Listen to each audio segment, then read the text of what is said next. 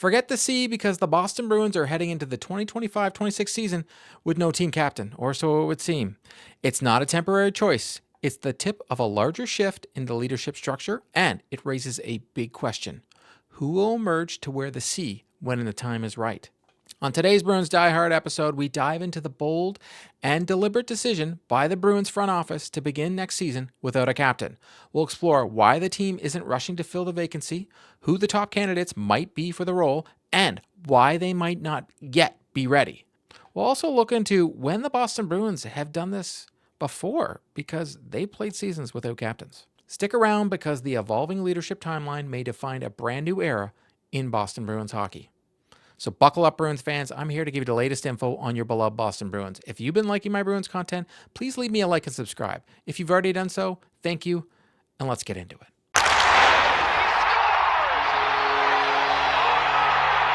As of right now, when the Boston Bruins open the 25-26 season, they will not have a captain. It won't be an oversight, it's a strategic choice. Despite the importance traditionally placed on having a central leadership figure, the Bruins made it clear that they will begin the year without a captain.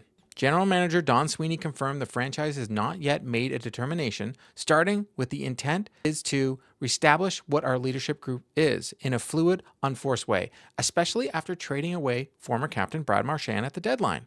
The Bruins have opted to wait, allowing time, perhaps with a new head coach, to organically define who will emerge capable of carrying the C. The decision is made more understandable given the recent turbulence in the locker room. Charlie McAvoy's season-ending shoulder injury and infection, an ordeal that cost him both games and emotional energy, highlighted how fragile leadership can become when key players are unavailable. McAvoy had served as a vocal alternative captain and was widely seen as a candidate for the C if given the chance.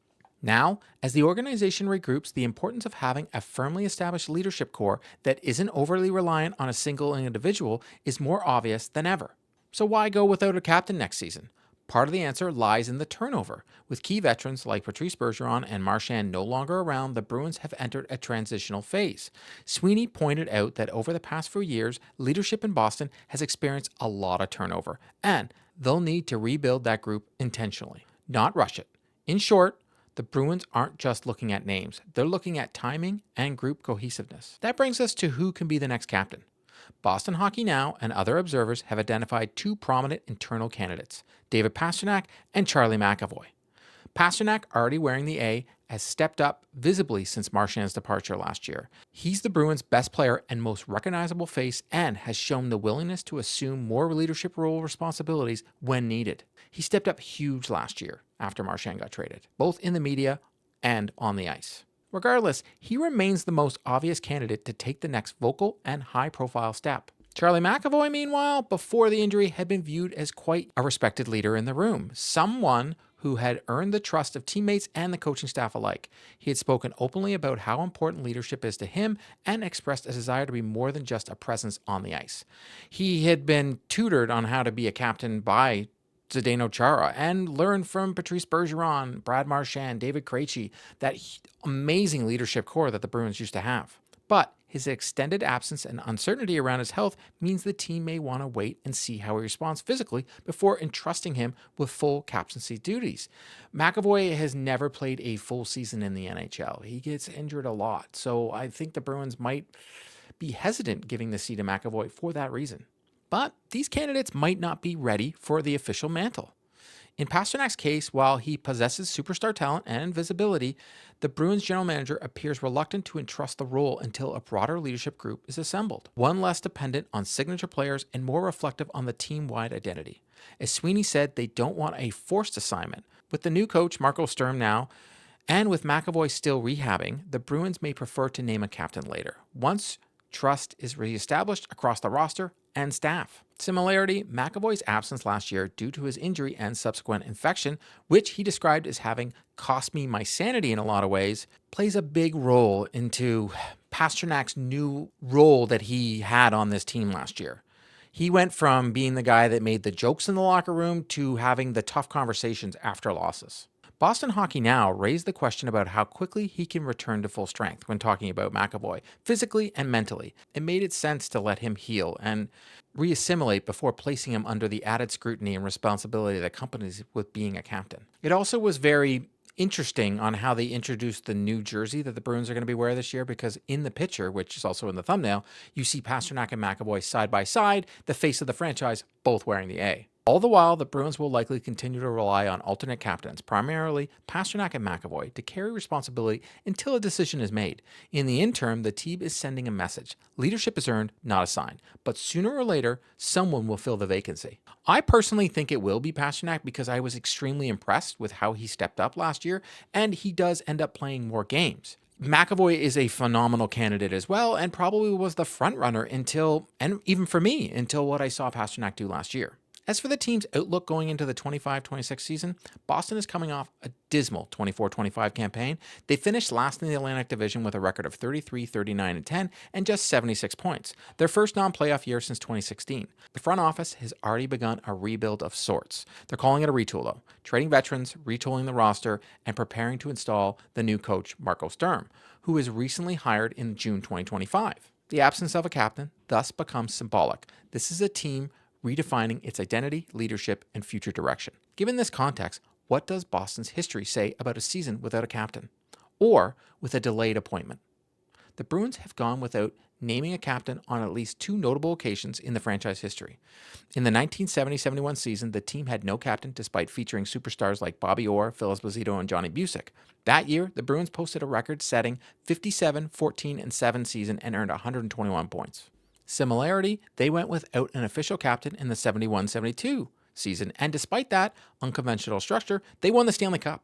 In that case, Johnny Busick, then a senior alternate, skated with the cup and accepted the trophy on behalf of the team, even without wearing a C, symbolically serving as its leader. Those two Bruins teams remain the only Boston clubs among the original 6 to win the cup while captainless, underscoring what, while unusual, is unprecedented and can even proceed with success. Most recently, the Bruins had no official captain for much of the 2000 and 2001 season following Ray Bourque's departure. Jason Allison wasn't named captain until November, and the team struggled, finishing 9th in the conference and missing the playoffs for the second straight season. The early 2000 Bruins were hard to watch. That experiment, however, involved an abrupt transition mid-season and internal uncertainty, not the intentionally delayed appointment that the Boston Bruins planned this time. Between those examples, it's clear that the seasons without a named captain can produce mixed results. The early 1970s teams thrived under shared leadership and strong veteran presence. They also had one of the best players ever to play in the NHL. The Bourque transition year serves as a cautionary tale of indecision and lack of direction. In Boston's case today, the hope is to mirror the former, organized, veteran-led, shared, but with a final decision coming at the right time. Looking ahead, the current leadership landscape includes Pastrnak, McAvoy, and I would say Zadorov, and a broader group of alternatives. Veteran players like Jeremy Swayman in the net or key depth forwards like Elias Lindholm may also take on a more voice and influence off ice. Injecting Marco Sturm into the equation, himself a former Bruins player known for leadership, creates one more variable in selecting the eventual captain. The Bruins are signaling they want the right personality and voice, not just the biggest name. When a time comes to appoint a captain, likely a few months into the season or maybe even next year, once cohesion and health are confirmed, the frontrunners remain Pastrnak and McAvoy. Pastrnak offers charisma, offensive wizardry, and a public presence. McAvoy, assuming a full recovery, could bring the calm, respected locker room leadership Boston needs. But until then, the team is leaning into a collective leadership model, trusting a strong A-wearers and a shared voice can carry them forward. From fans' perspective, reactions have been mixed, but generally patient. In my comments, many don't really have a trust in the front office in their vision to let the leadership question play out, but also at the same time, a lot of people think maybe Marco Sturm should be the one making the decision, not the players, because sometimes having the players vote on this can create division in the dressing room. In the end, most expect Boston to crown a captain, but not before they're confident in who belongs in that role. Heck, even when they named Marchand a couple years ago, some in the fan base didn't think he should be named captain. He goes to Florida, and all the Florida players who've been interviewed lately after the Stanley Cup Finals have said how much of a leader he was in the dressing room, and he was like a captain without being a captain during the playoffs. In summary, the Bruins' choice to begin next season without a captain is both a reflection of the past trauma, departures, injuries, culture upheaval, and a proactive step to rebuild the identity. Historical precedent in 70-72 shows it can work, even lead to championships. The near miss in 2000-2001 reminds us poor timing can doom a season. Choosing to wait until a roster and leadership group are settled and possibly under a new coach makes strategic sense. Pasternak and McAvoy lead the candidate list, but neither guaranteed the C yet. Boston is opting for a process that respects chemistry, timing, and organizational culture. When they do name a captain, it will mean more and not just be a box they check. For Bruins fans, the absence of a C on opening night won't be a sign of a weakness. It will be a statement. Leadership will emerge when it's earned. And history shows that sometimes not rushing that choice can lead to a greater strength when it matters most. I want to hear from you, though. What do you think of the Bruins looking like they won't be naming a captain next season? That's a wrap on today's video. To stay up to date on all the news surrounding the Boston Bruins, please subscribe and drop me a like. If news breaks surrounding the Boston Bruins, be sure to check out the channel. If you've already subscribed to the channel, thank you. And I'll see you next time.